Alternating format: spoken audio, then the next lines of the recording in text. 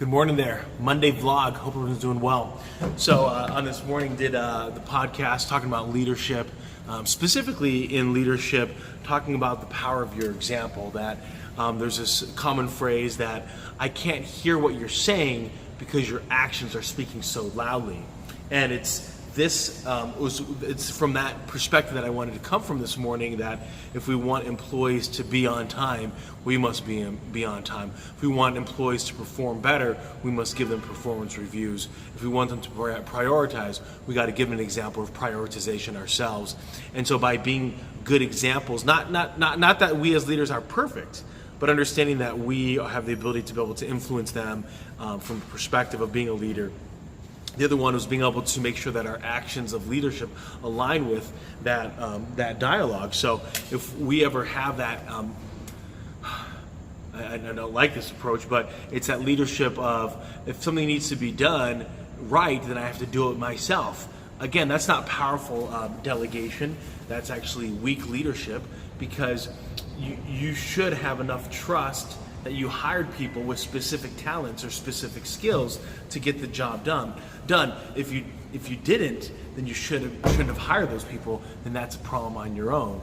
The other one, of course, is being able to trust people to get the job done, and they might do it differently than the way that you do it. Ultimately, think of the result that you want, not necessarily the way that it's done. If it's helpful, turns out. All right, had a good day today. A lot was training in a selling program, so I had the regional trainer up here down from Austin working with our new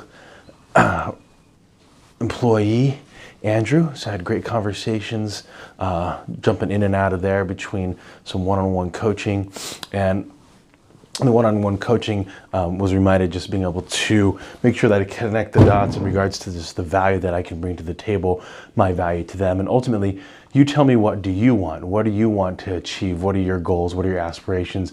And let's see if I can help you along the way in getting to where you want to go.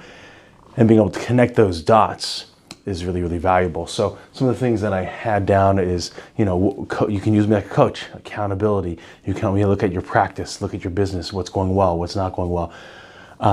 We can look at bringing in some specialists, so more of a resource. I can be used as a specialist in regards to what they're doing. And then also we can look at doing, I want to install like a book club where once a month we go through a book like 7 Habits of Highly Effective People, Chop Wood, Carry Water, the Oz Principle, 12-week year, the 4 Disciplines of Execution, 21 Irrefutable Laws of Leadership, Malcolm Gladwell's book, David versus Goliath. So that would be the book club. Another one is to be able to do like a monthly, what we call a client builder. As people are building out their businesses and their practices, they can get peer one-on-one feedback. So that's something that we're looking to do and install as well.